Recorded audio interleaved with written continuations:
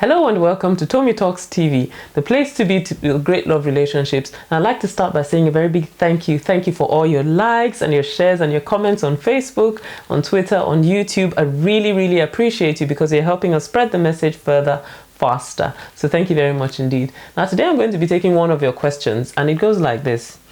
I'm married to an introvert husband who doesn't appreciate bonding with me. He sees sex as a thing to be done when he is ready.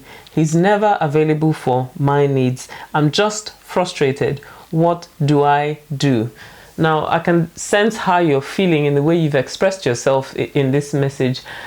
You know, one of the challenges of marriage is that a lot of couples buy into what I call the myth of matching libidos. So they assume that when a couple falls in love and when they get married, because you love each other, you will tend to have matching sex drives. But nothing could be further from the truth. The reality of the matter is this: any couple that has been married for any considerable length of time will tell you that usually you will find that it's very rare that your sex drives are matching or your desire for sex is matching. So most of the time you will find that one person is desirous of sex and the other person is not particularly interested, or it could switch and then become the other way around. And there are all sorts of reasons why this might happen.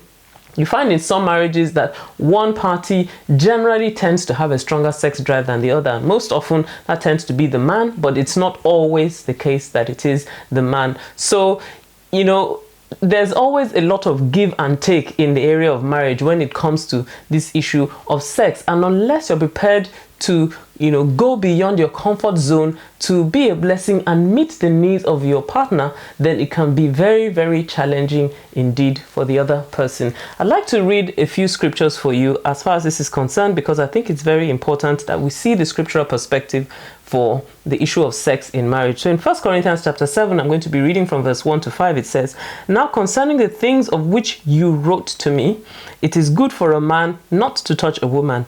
Nevertheless, because of sexual immorality, let each man have his own wife, and let each woman have her own husband. Let the husband render to his wife the affection due to her, and likewise also the wife to her husband.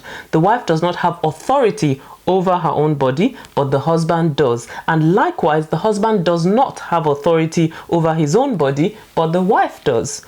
Do not deprive one another except with consent for a time, that you may give yourselves to fasting and prayer, and come together again, so that Satan does not tempt you because of your lack of self-control." So there are a number of principles that we can pick from this scripture. The first thing that you need to remember in a marriage is this: that denying your partner of sex in marriage exposes them to sexual temptation. There's no other way to put it, and the Bible is very clear about this. So one of the reasons for marriage is so that we can have the opportunity for expressing our sexual desires without a need to feel guilt or shame. So that's one of the things that you signed for in marriage. When you decided to get married to somebody, you signed up for meeting that person's sexual needs. And the reality is that every partner in a marriage needs to always remember that the only way your spouse can legitimately meet their sexual needs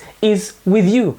Any other means of meeting their sexual needs is not legitimate and would be a sin against God. So because of that, we need to consider that it's a very sacred trust that God has placed upon us when he gives somebody to us as a husband or as a wife. And it's something that we should not take lightly at all. So it's very crucial that we do everything that we can to meet the sexual needs of our spouse. So a lot of times this will require sacrificial love. So that means giving even when you don't feel like giving. Sometimes you will find that, maybe a husband who maybe generally had an okay sex drive, or maybe is passing through some challenges, maybe he's having financial issues, maybe he's having problems at work, maybe he's lost his job, and because of that, there's a knock-on effect on his self-esteem, and suddenly he's no longer interested in sex again. Or sometimes you find a wife, who maybe because of her, changes in her emotions, changes in her hormones, is not particularly interested in sex at that particular point in time.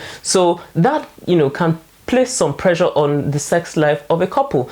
But one thing I always advise is this: if you are the partner that is desiring sex less than your spouse is, you need to step up.